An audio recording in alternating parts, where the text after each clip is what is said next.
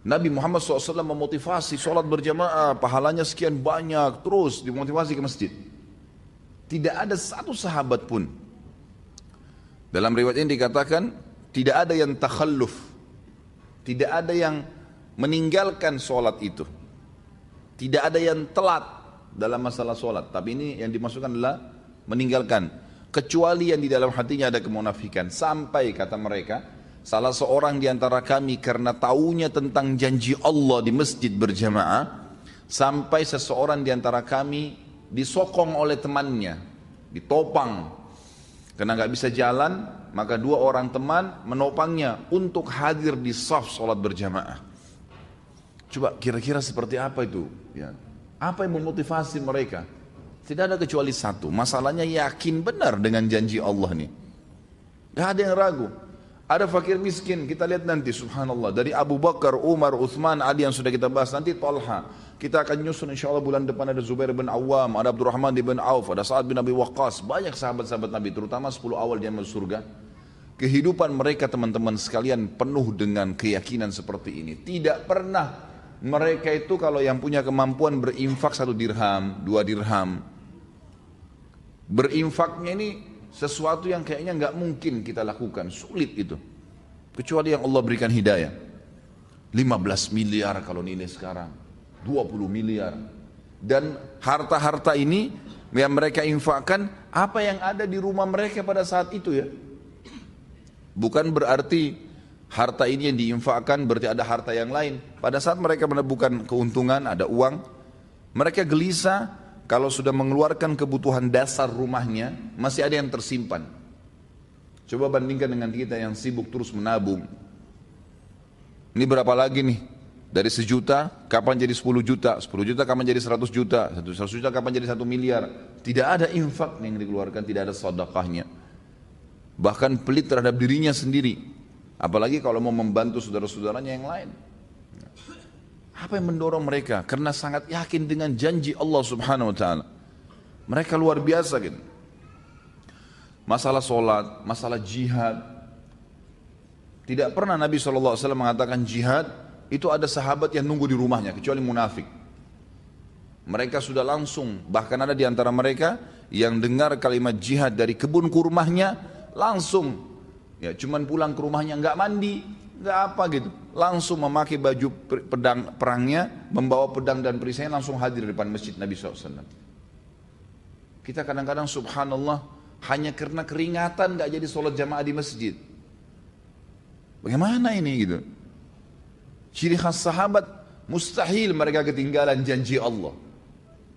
Karena prinsip dasarnya dalam masalah ibadah ikhwan dan akhwat sekalian, sekali kita ketinggalan ibadah itu, sulit sekali untuk mengulanginya. Saya sering sampaikan di pengajian saya. Kalau seandainya kita masbuk sholat subuh 1 rakaat, mungkin ada uzur, mungkin sakit perut, anggaplah, ketiduran, anggaplah. Tapi uzur ini hanya akan melepaskan kita dari hukuman Allah subhanahu wa ta'ala, kalaupun di perbuatan itu ada hukuman.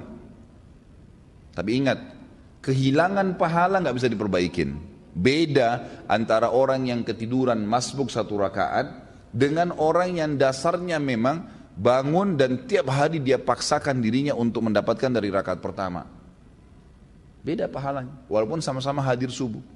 Dan yang masbuk 1 rakaat sampai hari kiamat, dia tidak akan pernah bisa memperbaiki kekurangan 1 rakaatnya itu.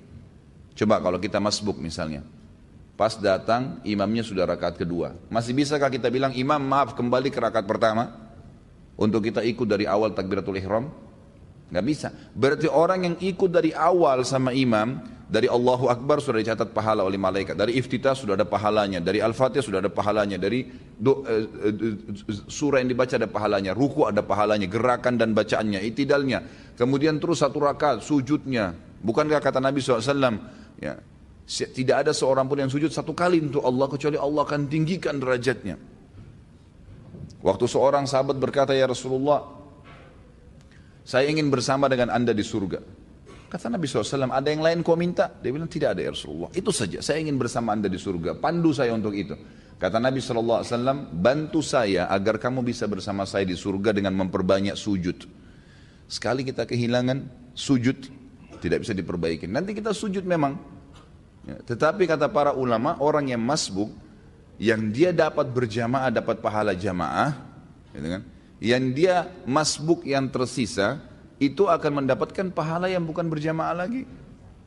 Artinya berkurang kan gitu. Dosakah dia? Tidak dosa. Nggak ada hukuman di depan Allah SWT karena dia ada uzur ya. Tetapi perlu jeli teman-teman sekalian memahami bahwasanya tidak bisa terulang peluang ibadah itu. Saya pernah menemukan seorang ibu dengan anaknya miskin, luar biasa pakainya saya lihat gitu. Saya habis ta'lim di kampung Melayu. Kemudian saya keluar, dia beri isyarat, minta uang gitu. Saya memang sudah niat mau membantu. Saya bilang sebentar bu ya, karena saya lihat ibu itu duduk di bawah pohon gitu. Saya memang sudah niat mau memberikan apa yang saya dapatkan dari ceramah diberikan oleh majelis taklimnya. Kemudian saya sholat dulu bu, buru-buru karena saya takut iqamah, waktu itu sudah azan. Saya pun pergi ke sana, kemudian saya sholat berjamaah. Saya lupa nih kalau ada yang minta tadi, habis sholat duhur, saya selesaikan juga sholat nafilahnya di situ ba'diyah duhur, baru saya pulang, baru saya kembali. Mobil saya parkir kebetulan di dekat majelis taklim dan dekat pohon yang ada ibu minta-minta tadi. Subhanallah tuh saya kembali, tiba-tiba saya lihat pohon tersebut, saya teringat, wah ada tadi ibu yang minta nih. Mana dia? Saya cari nggak ada. Cari keliling nggak ada, sampai saya naik mobil saya 3 kali ikhwah, sekalian putar balik di situ. Nyari ibu itu mana? Sudah nggak ada, sudah pergi. Pada saat itu subhanallah Allah masukkan dalam hati saya penyesalan yang luar biasa. Khalid berapa menit tadi itu, berapa detik kamu korek kantong kamu untuk kasih ke fakir miskin ini. Sekarang dia sudah pergi, kamu mau dapat pahala dari mana dari orang ini lagi? 3 kali saya putar nggak ketemu sama orang itu. Semenjak itu ikhwah-ikhwat sekalian saya tidak pernah tunda. Kapan ada kesempatan tidak boleh ditunda.